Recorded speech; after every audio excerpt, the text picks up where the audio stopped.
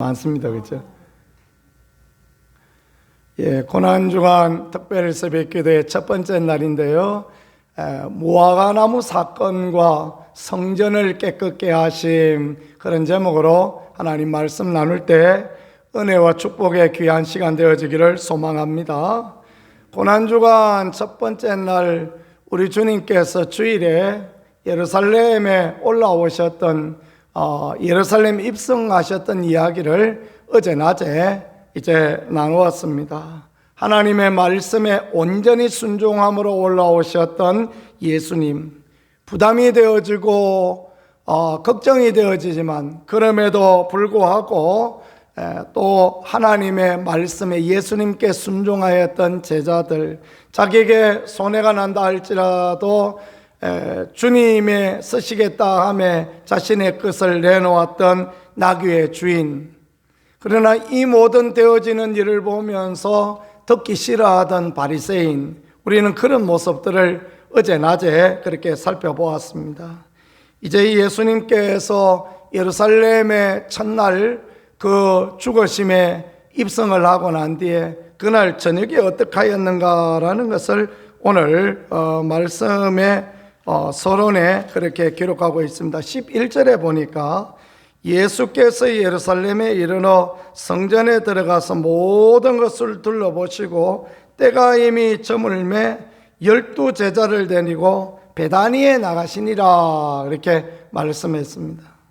예수님이 예루살렘에 올라오셨는데 구경하러 오신 게 아니지 않습니까? 그곳에서 죽으시고 그곳에서 살아나시고 그곳에서 이 한 주간에 하실 위대한 일, 어마어마한 하나님의 그 뜻을, 계획을 가지고 예수님이 올라오셨습니다. 그런데 우리 주님께서 그 첫날 예루살렘을 버리고 베다니 마을에 내려가서 거기에서 주무셨다라고 그렇게 성경은 기록하고 있습니다. 베다니 마을이 예루살렘에서 3km 정도 되어지니까 그렇게 먼 거리는 아닌 겁니다.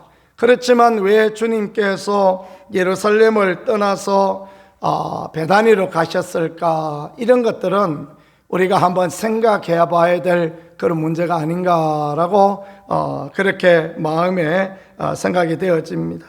예루살렘은 어떤 곳입니까?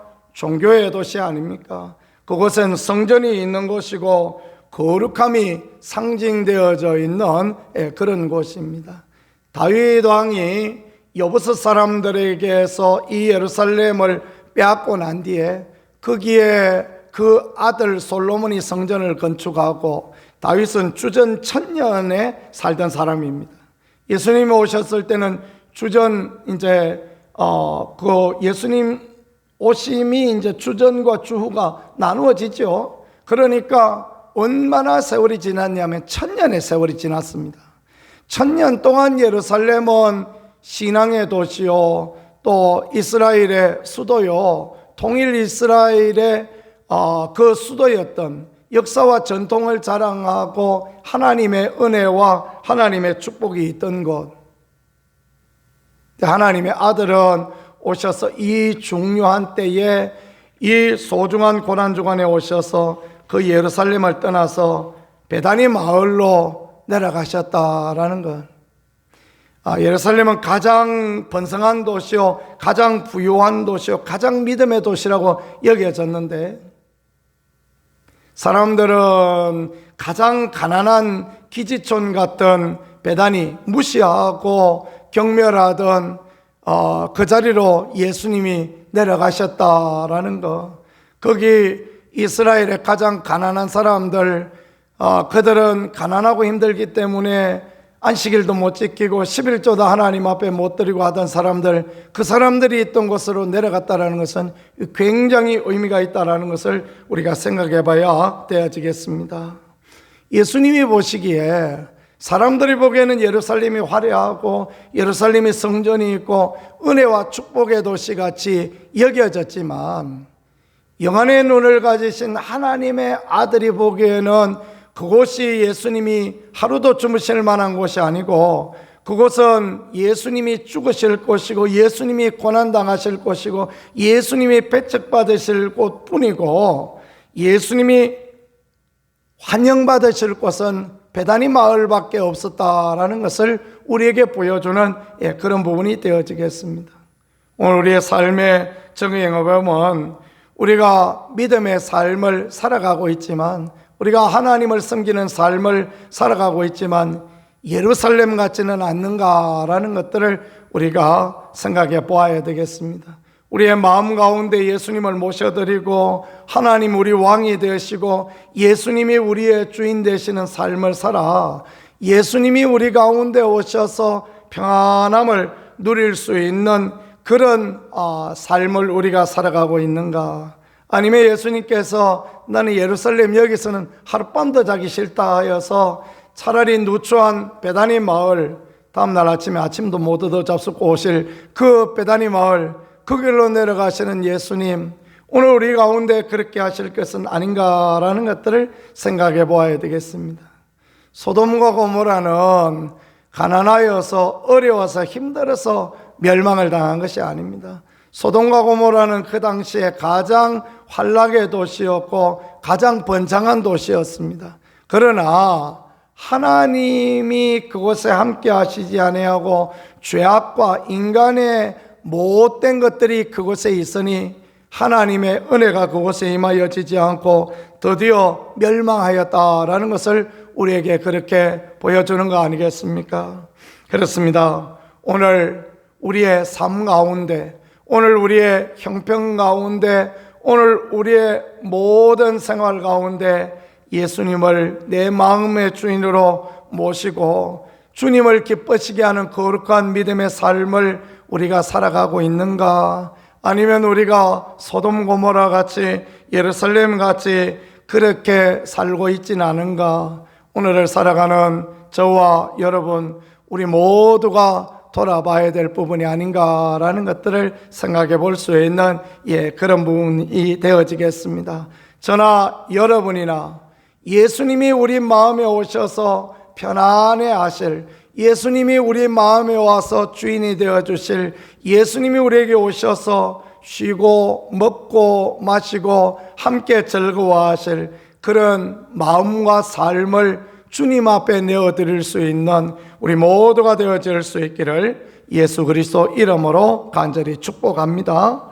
고린도전서 3장 16절에 보니까 너희 몸이 하나님의 성령이 거하실 전인 줄을 너희가 알지 못하느냐라고 말씀하셨습니다. 그래서 우리가 하나님의 성전을 깨끗하게 하고 우리의 마음 한 공간을 예수님께 온전히 내어드려서 주님이 자정하시고 주님이 우리를 이끌어 가시는 그런 삶, 그게 우리에게 참으로 필요한 것 같습니다.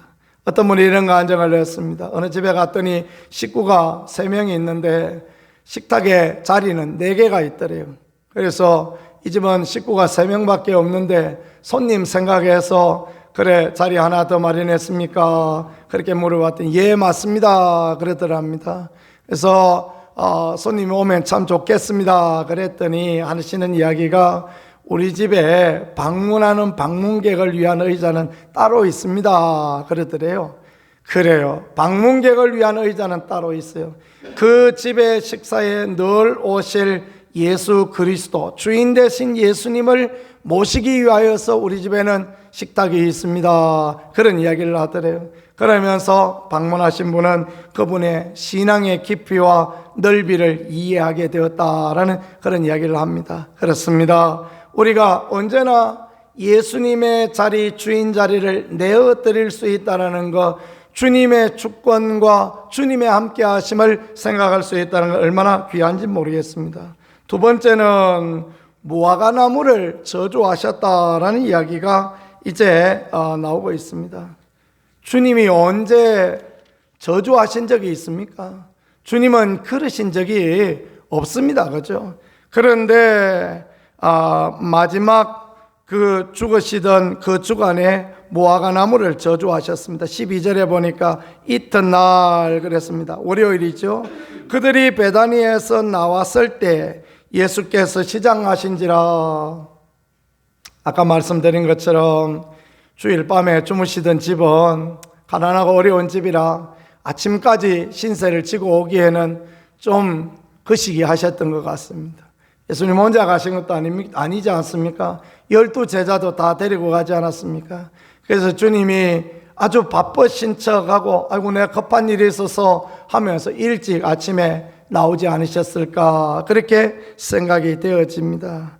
그런데 예수님도 시장하셨습니다. 예수님도 인성을 가지고 계시기 때문에 접수치 못하시니까 배가 고프셨던 거죠.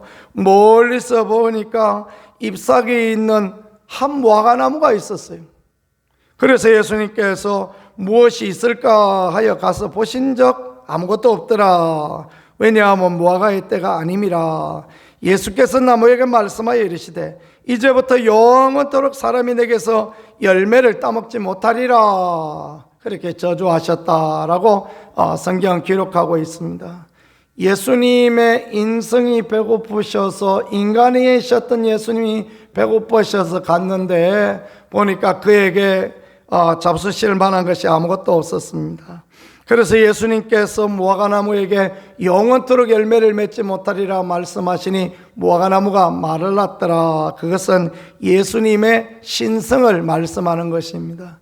이것은 비유적인 말씀인데 무화과나무는 이스라엘을 상징하는 나무입니다. 그러니까 이스라엘이 하나님의 백성이 아무 열매도 맺지 못합니다. 믿음의 열매도 맺고 소망의 열매도 맺고 사랑의 열매도 맺고 하나님 앞에 열매 맺는 아름다운 모양을 가지고 있어야 되는데 아무 열매도 맺지 못합니다. 그러니까 이제부터 영원토록 사람이 내게서 열매를 따지 못하리라 하고 그렇게 그 무화과나무가 말라 죽었다라는 그것을 우리에게 말씀하여 주십니다. 예루살렘을 떠나셨던 예수님과 동일한 의미의 말씀이다 이렇게 볼 수 있습니다. 다른 이야기이지만 같은 말씀을 또 주님이 하고 계십니다. 그는 그런 부분입니다. 열매가 없으면 하나님 앞에 믿음의 열매를 보이고 또 소망의 열매를 보이고 사랑의 열매를 보이고 그런 열매를 주의 백성들이 보여야 되는데 우리 모두 그런 열매가 없다면 주님 앞에 책망받을 수밖에 없는 그런 부분이 될 수밖에 없다라는 것을 분명하게 주님이 보여주시는 그런 부분이 되어지겠습니다. 열매를 풍성하게 맺어서 하나님 앞에 칭찬 듣고 하나님을 기쁘시게 하는 우리 모두 되어질 수 있기를 간절히 소망합니다. 믿음을 더 키워가고 주님을 더 의지하는 믿음의 열매를 가지고 어떤 상황 가운데서도 소망의 하나님을 바라보고 소망을 잃지 않는 그런 열매를 가지고 나가는 우리가 되어질 수 있기를 간절히 소망합니다. 어떤 때라도 예수 그리스도의 선한 마음을 본받아서 예수님이라면 어떻게 하실까 생각하며 살아가는 저와 여러분이 될 수 있기를 간절히 소망합니다. 다음에 마지막으로 볼 수 있는 것은 성전을 정결케 하신 예수님. 아침에 말이 잘 안 되니. 성전을 정결케 하셨습니다. 성전 안에 가보니까 교회 안에 들어가 보니까 여기 매매하는 사람들이 있습니다. 거기 돈 바꾸는 사람들이 있습니다. 비둘기 파는 사람들도 있습니다. 이 사람들이 처음부터 나쁜 사람이었느냐? 아닙니다. 절대 아닙니다. 그러니까 6월절 또 맥주절 초막절이 되면 디아스포라 유대인들 먼 곳에 있던 유대인들이 와서 예루살렘에 와서 예배를 드리고 제사를 드립니다. 예를 들면 사도 바울 같은 경우에는 길르기아 다소 출신이죠. 그죠? 길르기아 다소에서 예루살렘까지 500km나 됩니다. 그러니까 걸어서 20일은 걸어와야 될 그러한 거리입니다. 그래도 유대인들은 전통 유대인들은 6월절에 예루살렘에 와서 제사를 드리고 그랬다고 합니다. 그래서 6월절에는요 예루살렘 그 좁은 도시 안에 200만 명, 300만 명이 모이고 그랬다고 합니다. 그 멀리서 오니 양을 어떻게 끌고 오겠습니까? 그 멀리서 오니 소를 어떻게 데리고 오고 그렇게 했습니까? 또 당시에 로마 전역에 흩어져 있던 그리스도인들이 오니 또 그 식민지 나라들마다 로마 돈을 쓰니 성전에는 성전에 합당한 돈을 쓰는 게 마땅했습니다. 그래서 로마 돈을 가지고 오면 유대 돈으로 성전 돈으로 바꿔주고 멀리서 오는 사람들이 양과 소와 비둘기를 성전에 와서 사서 하나님 앞에 예배 드리고 제사장들이 딱 봐서 흠이 없고 점이 없고 하나님 앞에 예배할 것들을 딱 이렇게 구별해 뒀다가 이제 그 예배 드리고 얼마나 귀한 부분입니까? 세월이 지나가 보니까 이게 이상하게 되어졌습니다. 이제 그 안에서 양을 팔고 소를 팔고 비둘기 팔고 하는데 그 안에서 팔아보니까 잘 팔린단 말이에요. 그러니까 이익이 되어지니까 너도 나도 제사장한테 가서 돈을 주는 것입니다. 제사장님 이번에 좀 한번 부탁드립니다. 그러면서 큰 돈을 갖다 주니 아니 돈에 흔들리지 않는 사람이 누가 있습니까? 그죠? 다 돈에 흔들려 가지고 아이 뭐 이러시면 안 되는데 하고 또 밑으로 받고 이렇게 하는 거죠. 그죠? 그러다가 보니까 어떻습니까? 저것이 더 많이 줬구만. 작년엔 저것이 더 많이 줘서 내가 올해 더 많이 갖다 내야지. 그래가지고 작년에는 100만 원 주면 그 자리에 얻었는데 올해는 500만 원 갖다 주고 그 다음에는 700만 원 갖다 주고 이런 문제가 생기는 거죠. 그 돈이 어디에서 나오겠습니까? 이제 양 팔 때, 소 팔 때 가격을 붙이는 거죠. 그죠? 양 한 마리 10만 원 하다가 20만 원 하고 다음에 되면 30만 원 하고 그 다음에 되면 100만 원 하고 이런 문제가 생기는 것입니다. 예수님 보시니까 이게 가관이 아닌 거예요. 멀리서 온 사람들이 양을 살라고 그러는데 양이 눈을 멀었는데도 100만 원이라 그러고 10만 원밖에 안 하는 걸 100만 원이라 그러고 있으니 얼마나 속이 상하십니까? 그래서 그들을 쫓아내셨다라고 그렇게 말씀하시면서 정말 핵심적인 말씀, 성전은 뭐하는 집이라고요? 만민이 기도하는 집이다. 하나님 앞에 예배하는 데 집중하고 하나님을 높여드리는 데 집중하고 하나님께 제사 드리는 데 집중하는 것, 그것이 성전이다라는 것을 그렇게 말씀해 주시고 가르쳐 주고 있는 것입니다. 현대 교회들도 많이 이제 본질을 잃어버릴 때가 많은 것 같습니다. 교제가 중요하죠. 그리스도 안에 우리가 교제가 굉장히 중요합니다.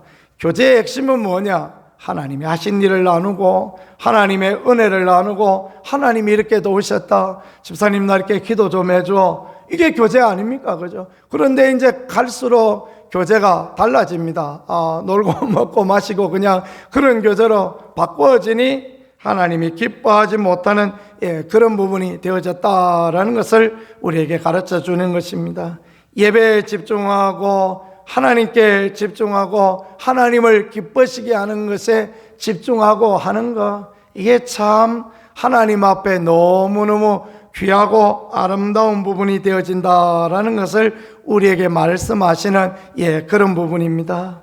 우리가 하나님 앞에 하는 일, 모든 일이 다 소중하고 귀합니다. 성도의 교제도 참으로 소중하고 귀합니다. 그러나 더 귀중한 것이 예배요, 더 귀중한 것이 하나님께 영광이 되고 덕이 되는 것, 그게 더없이 귀중하고 소중합니다. 이 삶의 우선순위를 우리가 제대로 보아야 하겠다라는 거, 그렇게 생각해 보면 좋겠습니다.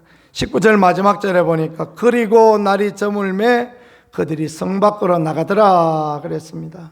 그 시작에도 11절에도 예수님이 성 밖에 나가시고 그 다음에 19절에도 성 밖에 하루 일과를 마치고 나가시고, 왜 그렇게 했습니까?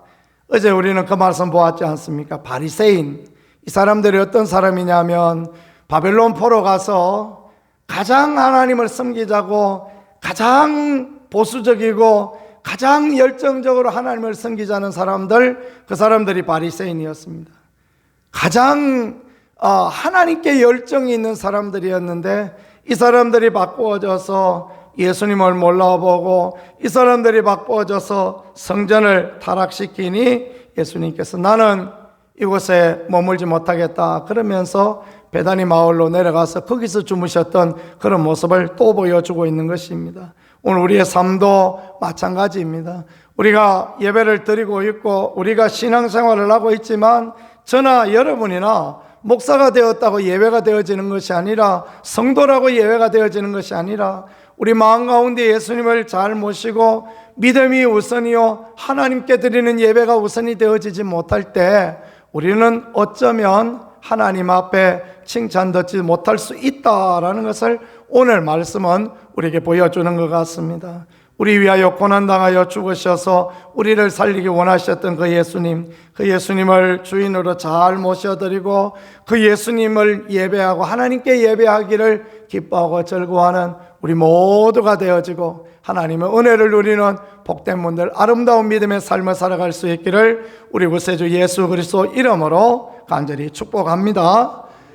이 시간에 우리 같이 하나님 앞에 기도 올려드리겠습니다. 같이 기도드릴 때 주여, 우리 마음에 예수님이 좌정하실 만한 믿음의 삶을 온전히 살아갈 수 있게 그렇게 도와주시옵소서 기도하겠습니다. 믿음의 열매, 사랑의 열매, 소망의 열매를 맺는 그런 우리가 열매 있는 무화과 나무가 되게 하여 주옵소서. 성전을 깨끗게 하고 하나님 앞에 깨끗하게 여김받는 그런 우리가 되어질 수 있게 은혜를 더하여 주옵소서. 우리도 손들고 주여 한번